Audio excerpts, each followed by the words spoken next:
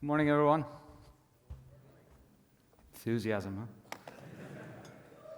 Woo! Yeah, that's better. How many of you here do Android development? The rest of you are just lost or something. Okay. I don't do Android development, which is surprising why I keep getting invited. But thank you for having me. That meant that the last time I came wasn't so bad. So, can I get my slides here? Oh, they are there. Okay, great. We're good. Okay, so Silver Bullet Syndrome 2. How many of you have seen Silver Bullet Syndrome 1? Okay, great. 3, so I can repeat all the same jokes. Brilliant. So this is a sequel to the Silver Bullet Syndrome. Now, if you haven't seen the Silver Bullet Syndrome, you may be asking yourself, what is that one, right? I got a problem with the clicker here. Apologies. So let me just... And this Keynote is in German. And it's not even Keynote, it's PowerPoint. Okay. There we go. Okay. Yeah, okay, we're sorted. We're good. We're good. Right. Right. So, Silver Bullet Syndrome sequel. Okay? Now, you may be asking, first of all, who's here to learn? Okay, so this is going to be a really, really disappointing talk for you. And in fact, when Greg said that I'm going to answer some questions, I'm not answering any questions. And I timed this perfectly and exactly so that there is no Q&A, right? So what was that talk about? Well, that talk about was me essentially ranting at the IT industry, right? That's essentially what it was. Now, the good thing about this industry is that it just doesn't stop giving. So there's always something to be ranting about. But as with many sequels, there's a risk, right? That, sometimes you see a good movie, it's great. You see the sequel, it's crap. That's happened, right? The only exception to that is TED 2, which I love. I think that TED 2 was way better than TED 1. So I look at this more as a director's cut. That way I can repeat the jokes. It's kind of like maybe the ending is different. But let's take a step back before we do all of this and ask ourselves, why are we here? I also find it especially funny that the second reason why we're here is just to suffer. Right? Some people, I think we need as a human race to be a little bit more optimistic. Comes from me, the most pessimistic person in the room probably. But what are our objectives in technology? Is it to solve interesting problems? Who's here to solve interesting problems? Okay, I've got a slide for everyone else. Don't worry. It's this one. Who's here to make boatloads of money? Good portion of the room is honest. Is it to automate everything? That's kind of where I started. I started with the whole thing of like, oh, I want to automate some stuff and keep track of some stuff, and I started to fall in love with that. And then that ended up like saying, oh, if I could automate stuff, I could also end up helping people to solve their needs. Now, talking about solving needs, if we look back at the year 1990, there was a fellow that wanted to create a system for managing docs. And for that, he created a protocol, which was called HTTP. He then created a markup language, which was called HTML, and then a browser, because back then there wasn't such thing as a browser, and he also created a web server and a website. And this was basically for him to manage docs. Now let's fast forward 30 years later, and you get things like, our system consists of a distributed set of microservices that talk to each other using GraphQL. Messages are stored in ActiveMQ, and using Kafka as a fail-safe option. We use serverless technology to calculate data which is stored in Redis. We're looking at adopting blockchain. That's where we are. Why? Nobody knows. But that's where we are. When I retire from this industry, I want to become the Gordon Ramsay of this industry, where I go around and just say to people, why are you doing this shit? Right? And I tweeted that, and someone said, oh, have you looked at the results of Gordon Ramsay's restaurants? They weren't very successful after he left. I said, I don't care. I'm not there to try and help people. I'm just there to rant. So if anyone's interested in that program, let's hook up and make it happen. But back in the day, I used to also work on websites. I started like in the, after doing desktop development, which apparently died many years ago, but it's still there. I started with the web technology, and I was working at ISP where we were basically creating websites to have people. I live in the south of Spain, Malaga, so the only industry there is tourism and selling property. And we had a crash in 2008. Another one's coming, but it doesn't matter because 2008 was a long time ago. So we used to sell, there was a lot of real estate, and they used to they used to fax us, or well, not fax, email us their list of properties, and we had to put it on a website. So we decided to create an application. Back then, to create application, does anyone know what this logo is? What is it? Dark side of the moon. And you may be wondering, what's that doing with web applications? Well, it turns out the CGI logo was the same thing, with the word CGI in. And if you're not familiar with CGI, that means Common Gateway Interface. And it was the way to create applications, web applications back then. You basically had a Linux system mostly. You had an executable. You would talk to that executable and get some results and render that page. And more efficient versions came up, such as ISAPI DLLs, NSAPI, which was a dynamic loaded library on the Microsoft platform. And the benefit of that was that whereas with CGIs, for every single execution, you needed to load the application, execute, and unload it. With the DLLs, it stayed in memory. So it could serve more with less memory. But the idea was very simple. You took a browser, you would talk to a web server, do some stuff, render some HTML, talk to a database, render some HTML. That's how it used to work, right? Nowadays, they call it server-side rendering. Like back then, that's all there was. And then, of course, came scripting and JavaScript. Now, when JavaScript came, it was quite complicated. That's funny. It was quite complicated to understand, as if now it's simple. So nobody really understood JavaScript. They understood jQuery. Like when you say, do you do JavaScript? They're like, no, I do jQuery. jQuery was great. It was a really easy library to kind of like, you just add it. It's very small, and you can do a whole bunch of things.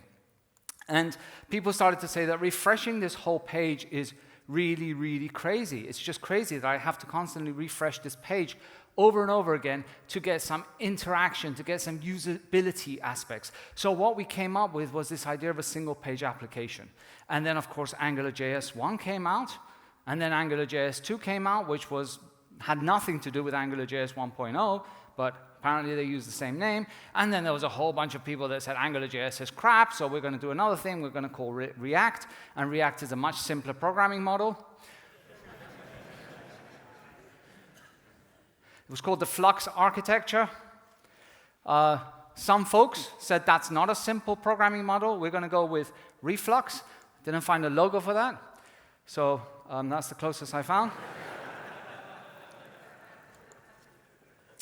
And then, of course, all of this came accompanied by a very simple model that used to exist back in the old days, which was called, with Smalltalk, was called Model View Controller. You had a model, you had a view, which was what you wanted to display, and you had a controller that basically talked to these things. But MVC wasn't good enough, so we had MVP Presenter if you're doing kind of like desktop application. And then that wasn't great, and then Microsoft said, no, we're going to do MVVM. And then someone said MVVM is no good, we're going to do MVI. And now you've got frameworks like Vue.js, and people are starting to say, well, this single-page application is giving me performance issues, right? Maybe if I could just get the server to render some stuff.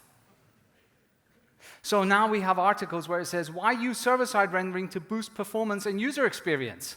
There you go. So we went through all of this phase, and it's good. You say, yeah, it's good. We're learning. Yeah, you know what we're also good at? Making the same mistakes. So that's how we used to do it. So now I've got a website. This is a website for Keynote. How many of you have heard of Keynote? Okay. The rest of you, you need to stop what you're doing and start doing server-side programming with Keynote. So Keynote is a website. It's basically static. There's not much dynamic stuff in there. And I talked to the web team, and I'm like, so what technology are we using this month at JetBrains? And they're like, oh, Gatsby. OK, great. I'll do the site in Gatsby. And so I've got a really, really awesome website in Gatsby that is just static. And we'll come back to this little jewel over there. And this hasn't been updated for quite a while. And if you look at every application we do, we basically create applications, we create data, we read it, we update it, and we delete it. What is that? CRUD. But you don't go around saying, I do CRUD, because it's demeaning. Like, really? Your life is basically a pretty user interface to a database? That's what you've done all your life? No, I don't do CRUD, right? But, for that CRUD, we used to write some code. We used to write some code that would create some code that would update, some code that would delete, and etc. And then we repeated that code, and of course we say, well, repetition is evil, and we should always be dry. And don't repeat yourself, not in the other context. And what we did, we started to write some utility functions, and we said, well, this is going to work great across my one application, but now I need to put this across multiple applications, so I wrote a library, and it wasn't enough. No, because there's a mismatch. What was the mismatch? Well, we had this thing called SQL Server, or any kind of SQL model. And then they always taught us at school and university and wherever, in kindergarten, that the world is objects. And you have to think of the world as objects. And you're like, but I've got this relational model, and I've got this object model. What am I going to do? What we do best, we write a framework. And we called it an object relational mapper. And it was fantastic because it introduced so many benefits to us, right? And the great thing that it was basically mapping objects, object model to a relational model, but that didn't stop us from using it with document databases and bringing in other document databases and saying, oh, where's my ORM for DocumentDB or for CouchDB or for MongoDB or whatever? We started to say, no, we need to do the same thing here. But then someone said, oh, my ORM is giving me issues, right? Because every time I'm making a request, it's loading a whole bunch of stuff that I don't necessarily need. And they said, well, the problem is that you're designing things incorrectly. And thus came the big divide. That divide was called command and query responsibility segregation, right? Who's heard of CQRS? Which basically means separate your reads from your writes, Create a function for creating stuff and updating, and another function for reading, like what we used to do, okay? When it came out, nobody understood what it was, so when you used to Google it, Google would say, did you mean cars? Right? Because they didn't understand what CQRS is. That's where that slogan from that blog comes. And of course, this was actually done by Greg Young, who at the time was also doing this other thing called event sourcing. And they said, oh, if you're doing CQRS, you've got to do event sourcing. And it didn't help the fact that, when you would go to the website to learn about CQRS, it was also from a company that's called Event Store, which does an event database. And then people thought, well, if I'm doing CQRS, it only works if I'm doing event sourcing. Do you need event sourcing? No, but it sounds really cool. I'm just going to do it because that's the way you do it. And then they said to you, but you can't do any of that. You can't do CQRS, you can't do event sourcing if you don't learn about domain-driven design. But all I'm doing is some CRUD. No, you need to learn about domain-driven design. And there was this book by Eric Evans, which is a great book, and the majority of people took one chapter from it, which was the repository pattern. That's it. By the way, the other day, someone pointed to some source code on in the Android libraries that was called a repo repository, which is apparently a repository for repositories.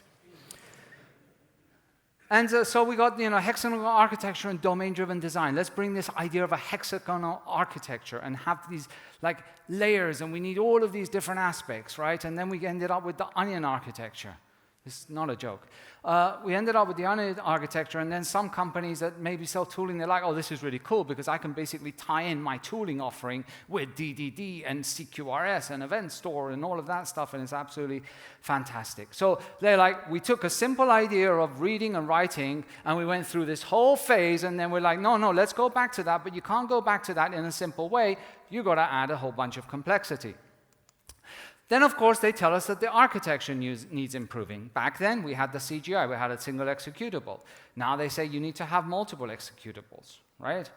And as Simon Brown said, that if you can't build monoliths, microservices aren't going to help you. So essentially, if you've got this, you're going to end up with this, right? It's just not going to work. And of course, if you're doing microservices, you don't just do microservices because nobody does an HTTP endpoint returning JSON. Well, they do, but they call it REST. And it has nothing to do with REST, and no one's read Roy Fielding's dissertation about REST. They just said, oh, pretty URLs, with JSON. I'm doing REST. And then someone says, but REST is crap, right? But it's only pretty URLs with JSON. I'm not using all of the other benefits of REST. It doesn't matter. It's crap. REST is too hard. So what we can do instead is, instead of leveraging HTTP, which is a protocol that's existed for, what, 40 years, and, use status code and everything like that, no, we'll do 200 OK and start going into GraphQL territory. And then get us to basically do everything with GraphQL. So now my beautiful little website for Keynote has a GraphQL database to access images, which is fantastic. And a lot of this, of course, requires building. And talking about building, you used to have some source code. When you had that source code, you would put it through a compiler, and it would compile something, generate some intermediate language that would go through a linker, which would then give you an executable. Now, that was hard. It was easy, but to do that, you had to invoke the command line. I know a lot of folks don't like command lines, but we had to invoke the command line. Now, when you would type, for example, make or whatever, or compile, you would get a whole bunch of options. That was kind of tedious, so there was a new build tool which was called make, which some of you may be familiar with, which tried to kind of like make that a little bit more optimal. And then, of course, we got Maven in the JVM world. Microsoft got MS Build. Then someone said, oh, that's all XML. We don't like XML. Who likes XML? I do. It's XML, a descriptive language that tells you exactly what it's doing, but screw it. Instead, at the time, there was also another tendency in the world which was called Ruby, and Ruby on Rails, right? And Ruby on Rails was this like convention over configuration framework for creating applications in a really rapid way, and it was fantastic. And then Ruby said, well, I'm going to take the Ruby language and create this thing called Rake. So, what did we do? Well, we got Cake in the C# world instead of MSMA. F# got Fake. And what did JavaScript get? JavaScript, of course, got Jake. But JavaScript also got Grunt, Gulp, and of course Webpack, which I tuned in yesterday, and apparently there's this drama going on in the JavaScript world because someone said Webpack is crap, and they're coming out with something new now. But it's fantastic. We also got other things, right? We also said, hey, this is a good idea, this whole, take this descriptive, beautiful language and try and describe your builds like that. We got Gradle, right? How many? Never mind. So, Gradle says, well, instead of doing all of this ugly XML, what we're going to do is condense it down to something really, really beautiful in a file, or maybe 2 files, or maybe 3 files. Or maybe a few more files. It doesn't really matter, right? And you no longer need to really describe what or how you do it. You just say what you want. Now, in order to figure out what you want, you read the 65 chapters of documentation and understand the underlying principles of Gradle, which nobody ever does, right? We all go here, right? This is our life. Okay, file, new project, Gradle, script generated, anything else I want to do, Stack Overflow.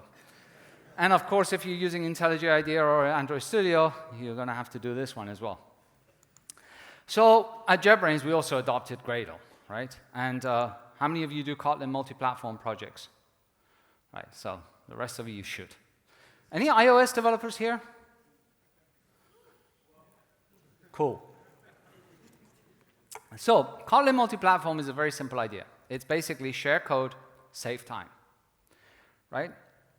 Now, the idea is that you write shared code, you write code that you're going to be repeating on multiple platforms, and you save yourself the effort, you save yourself the time, which is fantastic, right? Because then you can dedicate that time to more meaningful things in life, such as enjoying your work, enjoying your life, enjoying your hobbies.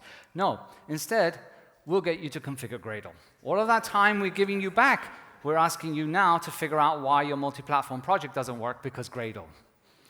Okay, yes, we've really, really screwed up on this one. So, now talking about configurations, we have XML sucks, remember? XML sucks. I mean, 2 people put up their hand, one of them was me. So everyone thinks XML sucks, so we said let's use JSON instead. Because JSON is more readable, right? It's more concise, it's more readable, it's clean, it's wonderful. someone said that JSON isn't human readable for some reason. So they came up with this other thing called YAML, which is way more readable. Way more readable, right? And it's a simple language. It's, it's very easy to understand. It doesn't have complex grammar or anything like that. And it's way, way more readable, right? But of course, what happens when something like this happens? Someone else comes and says, no, YAML sucks as well. So I'm going to go with TOML, right? So TOML, by the way, YAML has now been adopted by Gradle, I think, as well. Anyway, TOML sucks. TOML is so much better, and I think Tom, that invented it, and a few other folks are really happy with it. Now, why?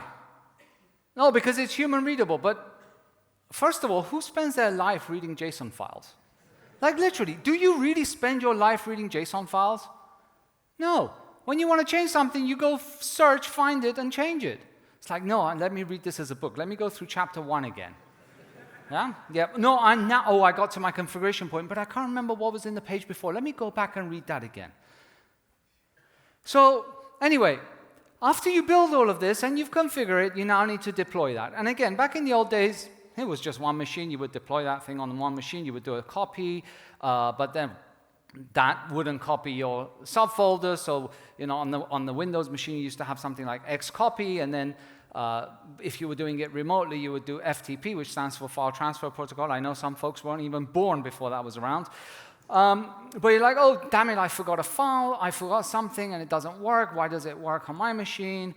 Why does it not work remotely, right? And thus came the whole beautiful aspect of Docker, right? Which is basically, if it works on my machine, let me ship my machine, right? That's essentially what we're doing. And it was a simple idea, right? It's like, okay, I have a whole bunch of things here, and I'm going to add these commands. I'm going to use this base image, and I'm going to add these commands to it. And, I'm going to deploy this. But of course, now we're not at the stage of just deploying a single service. Remember, we have to deploy multiple microservices. So Docker has a tool which is called Docker Compose, which says, okay, I'm going to compose all of these and deploy that. But no. You don't need Docker Compose. What you need, of course, is Kubernetes, right? Because why not? What is Kubernetes? I don't know, but you need it. Now, Kubernetes is a way, as it says, also known as KS, is an open source system for automating, deploying, scaling, and management of containerized application. It makes containers to make up a logical unit for easy management and discovery until you encounter an issue. This is a true workflow to how to solve a problem with Kubernetes. Nobody understands it. There's a lot more going on under the covers. And of course, now you've got these containers, you've got the way to deploy, you're going to have to deploy it somewhere. And again, back in the old days, your own computer, living there. Then came a Heroku. Heroku was a great idea. I'm not being sarcastic. It was a great idea. If I'm doing Ruby on Rails, I'm going to be pushing to GitHub. Why don't I add another remote end that just publishes my work, right? Fantastic idea. Good idea. Cloud provider said, we can do the same thing. This is Google Cloud Products. Now, first you need to kind of figure out what you want, right? Once you figure that out, then you can start thinking how to actually use it. Now, I'm not picking on Google here, right? If we take a look at the next one, is Microsoft. Microsoft is essentially the same thing, right? You can just go through a whole series of things. One thing that really does stand out with Microsoft is that everything is free. And then you read the little star at the bottom. It's like, oh, not always. Now, I was going to do the same for Amazon, but the video was running way too long. So you can just scroll through all of the pages of Amazon and the services that they provide. So now it's reached a point where you have certification courses on learning the cloud. And to be clear, this isn't about, Amazon or Docker, or Google or Azure has this service, let me learn about it. No, this is primarily to learning what products you need to actually use and then figure out how to use those products, right? So it's not let me learn a product. It's like, here's a catalog of products. Take a course to learn which products are what and why you need them. And notice the emphasis on why you need them and not if you need them. So by the time you do that, it's all legacy, right? I'm using this service. I started to deploy. No, sorry, that's legacy. Now we've replaced that with another service. And of course, we've now entered the world of cloud native, otherwise known as vendor lock-in. Because how many of you create wrappers around your cloud services? Yeah, I didn't think so. I recently saw an article that had said, it was, I'm not going to mention the cloud provider, but it's one of the big ones. And they said, how we saved $50 million a year by migrating all of our in-house services to X. And about 3 years later, they said, how we saved $30 million a year by moving away from X. Now, of course, you need to monitor and maintain all of these things, so it's all about the DevOps. Now, the DevOps was basically a really, really simple idea by Patrick Debout, which was developers and operations talk together. They are aware of what's happening. They interact. What did we do? We said, no, tooling. We need tooling, right? And now you've got your infinite DevOps of possibility of all these different tools that you don't know what they're for. Fortunately, as a community, again, we've come together and we've created Scaled Agile DevOps Maturity Framework, or short, SADMF. So if you have any issues, you can kind of use that for guidance. Now, one thing I left out about all of this was security, right? Security is, let's talk about security a little bit. Now, security is complex, so generally we want to try and avoid it. And I'm not talking about the easy stuff. I'm not talking about authentication, authorization, all of that you can basically delegate to someone else and do it. I'm talking about this aspect of security, right? I don't know if any of you heard many years ago, one upset person decided to pull a package that they had on NPM, which was called LeftPad, which did a left padding, and it broke the internet, right? Because everybody used it. Now, fortunately, this was the code, actually. This was the code, okay?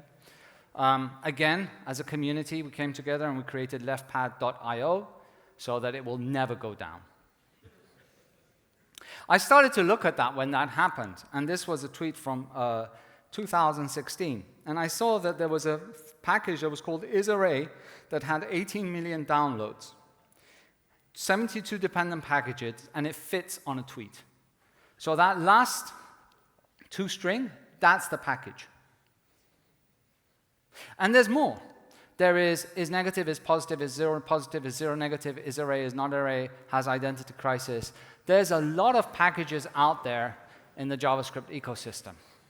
So going back to my website, which is static, I have all of these packages that are being pulled in, right? All of these for a static website. But it doesn't matter because in case I ever need it, it's there. In case I ever need it. Now, coming back to security, here's an issue. Did I examine all of those packages? Did I do an audit on them? Did I know if they're doing anything malicious? No. I just used it. I'm assuming the provider of those packages is not only a good person, but also where they're hosted is doing the verification and everything's fantastic. Oh, apparently it's not. Right? You probably all heard of SolarWinds and supply chain attacks. Yeah, well, that's happening every single day. Except some of them aren't that big. Constantly, vulnerabilities being found in packages, accessing data. We only find out about the big ones, but it's happening every single day. And this isn't a problem isolated to NPM. You've got this with Docker as well. 9 million images. How many of you verify your images and see what's happening and what's in that image when you pull it down? Not really. Oh, I'll just do the official ones, and hopefully the official ones will be okay. And we don't even care about versioning these things, right? Like, again, back in the old days, I know I sound like an old man yelling at the cloud, but back in the old days, we used to have a version control system where we used to check in everything, and we used to actually build on a specific version. Now we pull down the latest version in the build process. We're like, oh, screw it, it doesn't matter, we'll just, do it. And procurement, hopefully, is on the job. Like, as a vendor, we've been getting tons of questions, like any other vendor, about, we need you to fill out this form, right? It's a security and supply chain questionnaire. And how does this go? This is basically someone in procurement that has no idea what they're doing, is given this form and said, before you can buy something from this vendor, tell them to fill out this form. So we get conversations such as this. We want to make sure that the software doesn't use Log4j. Well, our software is .NET. Okay, but does that mean that it uses Log4j? Well, it's a completely different platform. Yes, but does it use Log4j? No. Thank you. Great. And then we talk about supply chain attacks. Like, literally happening all day. And it's going to get better, though, right? Because we've decided that this drowning in complexity isn't enough. It's not enough for us to drown ourselves. We're going to get those users to also get drowned as well, right? Cookie processing wasn't enough. Giving your consent and going through all of the options wasn't enough. We've now got Web3 appearing. And the promise of a fair and distributed web. Now, I don't know about you, but the whole idea of the web was distributed when we started this thing out, and it still is. And they're like, no, but it's in the hands of a few. Yes, and you know what? Web3 will end up in the hands of a few as well. Yeah. So, but it's blockchain, so it's probably good. And they say, no, cryptocurrency is going to not succumb to those corrupt governments, and you can buy your NFTs online, and man who paid 2.9 million for NFT lost it. If you're interested in Web3 and the FIRE thing that it is, follow this account. So in summary, what is my point? What is my point in all of this talk? Well, I don't have much of a point. But you can't blame me because I gave you the disclaimer. If you're here to learn, you're not going to learn. But there is some things that we can do. Like, again, think about what is it that we're actually doing and why are we doing it. So we read blogs. We all read blogs, right? We go to conferences like this one.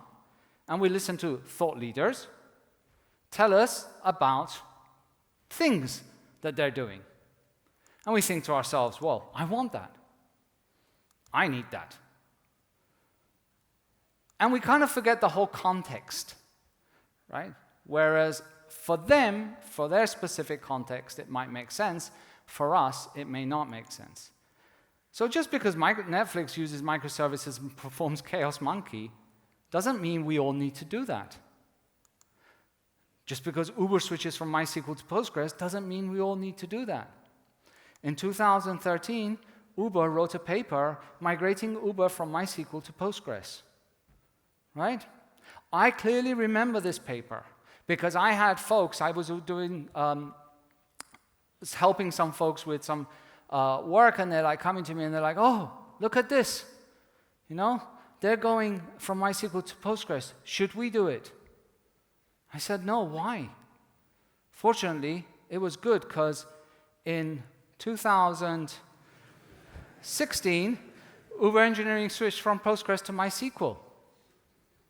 And yet, time and time again, people are like, oh, they're doing it. They have this issue. I may have this issue. No, you don't have 10 million users. But I could. Right? I could, and maybe if I switch, I would. But your market is only 10,000 users. I know, but imagine the possibilities if I switch.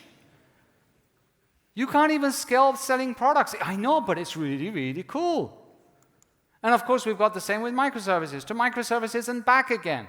Because yes, I did everything in microservices, I put in all of these DevOps, I did all of these tooling, and now it's just a pain to maintain, and I haven't really gained anything from it. And yes, microservices is bad, and monoliths are good. And of course, all of this has other side effects that I think all of us as developers have suffered, which is analysis paralysis, right? So when you start a new project, you're like, okay, should I use ActiveMQ or RabbitMQ?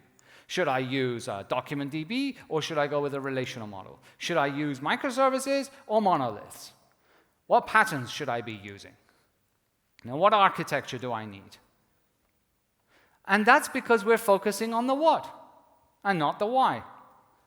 We're not saying, okay, why am I doing this product? Why am I doing this application?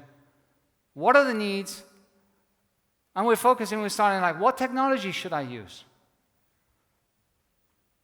And you beg the question, like, why do we do that? I do it as well. I've done it as well. Like, what technology should I use? Should I use ActiveMQ? And you wonder to yourself, like, why? Are we focusing on CV-driven development? Right?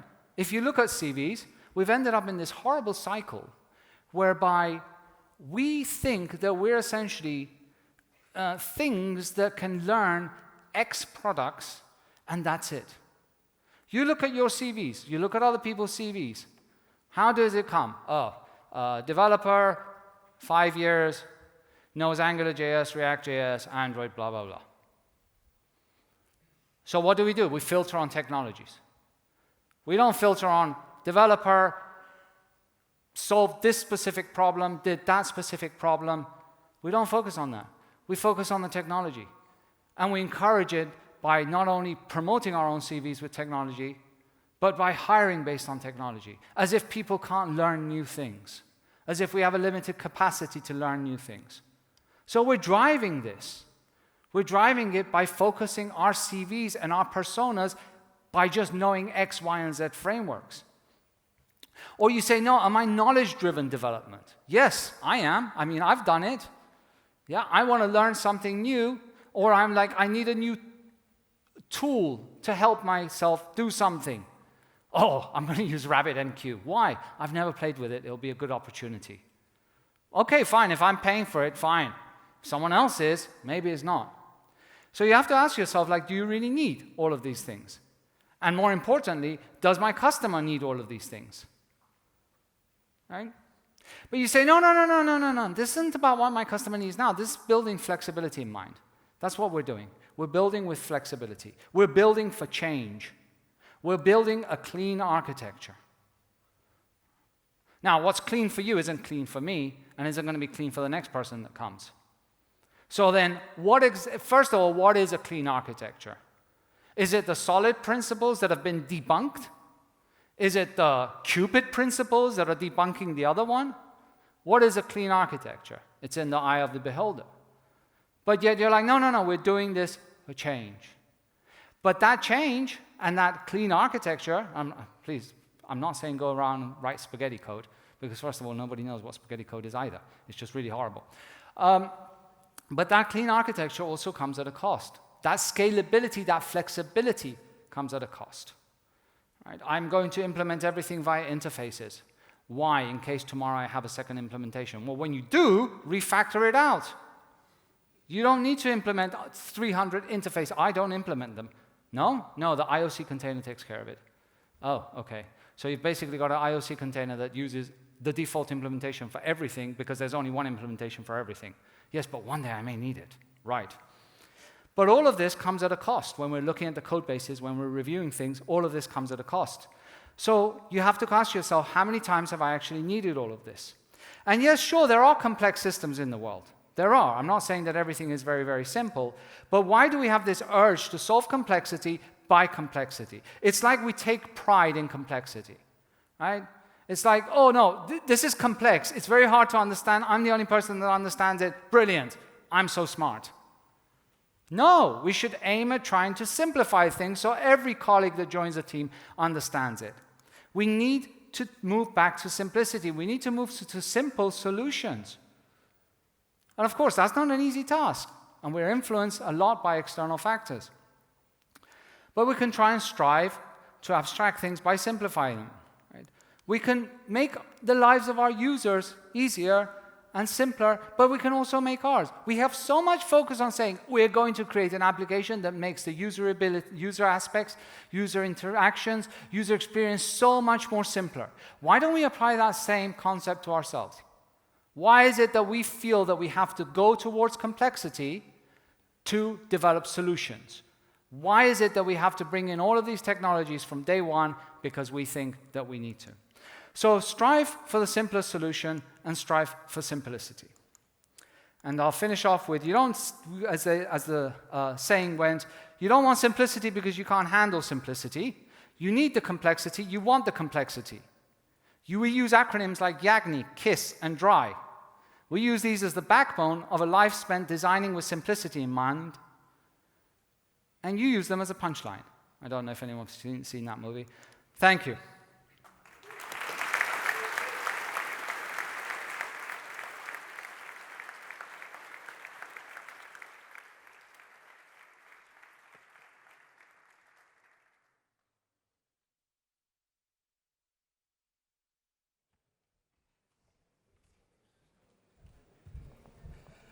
Thanks, Hadi, for coming. Always a blast. I remember a couple years ago, just speaking of complexity, when Hadi actually was here doing a keynote at DroidCon London on functional programming, and I think I felt like I was winning on that day because I understood about 20% of the talk. So thanks, Hadi. Again, round of applause.